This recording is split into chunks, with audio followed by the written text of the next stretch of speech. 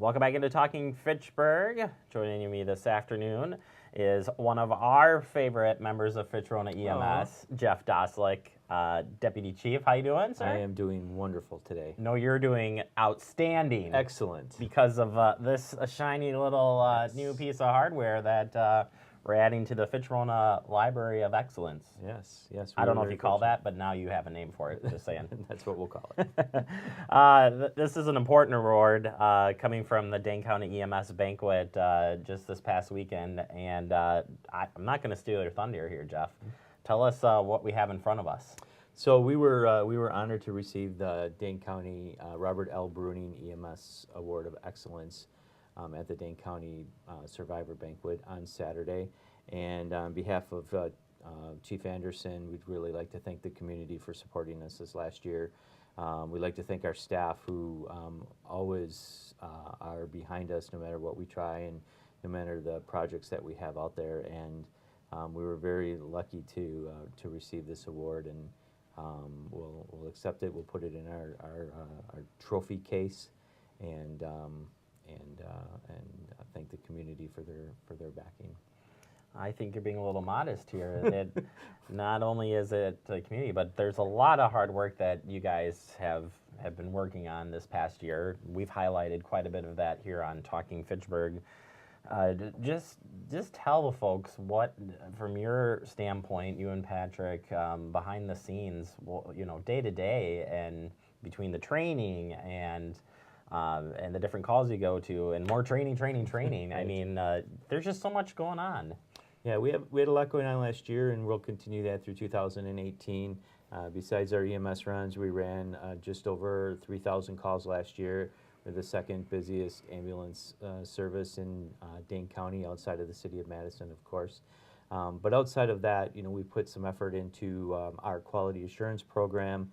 We're one of the few districts in the county that really have a robust quality assurance program. We've talked before about the dementia study. We're in our second year of the dementia study, and we're adding more patients to that study every day. The other thing that Lieutenant Imhoff and Paramedic Christy Schnabel have put together is going out to the communities, to the senior living centers, and doing the File for Life program that has gotten us patients into the dementia program. And we've been able to identify some people out there that, even if they don't have dementia, they might have some other needs, and working with the senior centers to help them. We recently started with Safer Communities program called ED to Recovery. So in essence, what we're looking at is patients that are in the emergency room after an overdose. Right now, specifically looking at narcotic overdoses that are simulated back into the community after their ED visit. They have recovery coaches that will call on them to try and help them get into the recovery process. We'll be part of that process by just following up with a phone call, and maybe, if necessary, going out and visiting occasionally to make sure that they're okay. And the goal of that program is, obviously, we don't want people to overdose anymore. Maybe we save a life or two doing that. And then we also reduce ER visits, and we also reduce ambulance calls to those locations. So that's just a few of the things that we're out there working on to make our community better. And it would be safe to say that EMS is really involved into more than just picking up the phone, dialing 911, and showing up. What you guys have shown this past year, and for many years. I mean, this is just a buildup of community EMS, if it were. But just talk about the EMS world, of the changes of turning into really getting into the community, not just about the 911 calls. Right. I think that's that's where EMS is going. We all know that you call 911 and you have a medical emergency, we're going to be there to help you. But there's other needs that are out in the community, and because of the limited resources that just in general we have in our communities, not just here in Dane County or Fitchburg or Verona or the town, but just across the country, that EMS, we do have some time available during the day. We're not running calls 24 hours a day, 7 days a week, at least not in our case.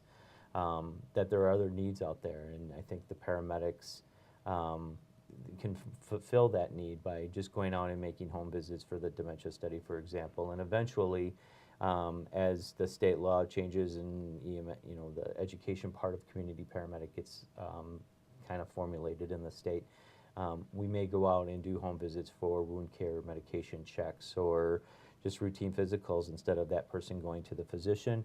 There might be some things that we can do with our community paramedic program that will, help that gap, so to speak.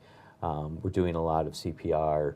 We're looking for people that are businesses that are interested in putting AEDs in their businesses. And as that progresses through this year, cardiac care in this area, at least for us, we're really hoping that is going to progress. So high performance CPR, getting out into the community and having the call and pump or continuous chest compressions.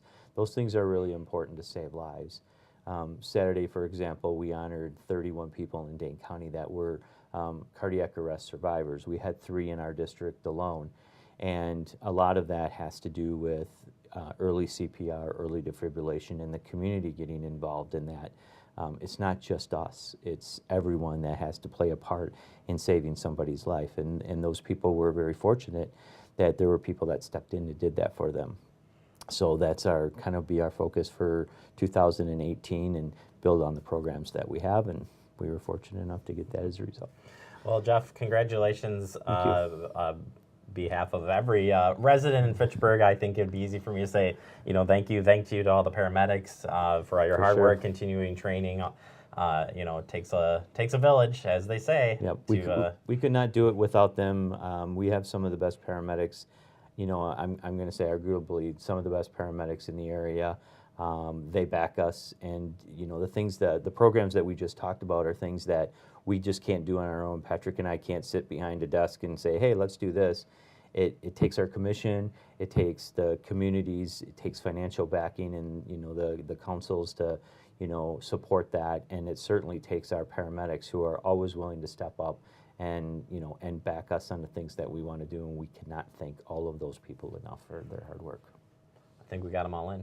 Excellent. All right, Jeff, congratulations again on behalf of Fitchburg EMS. Thanks. Way to go, guys. Thanks. And again, this is huge for the EMS community here in Dane County, and thank you to all of the rest of Dane County as well.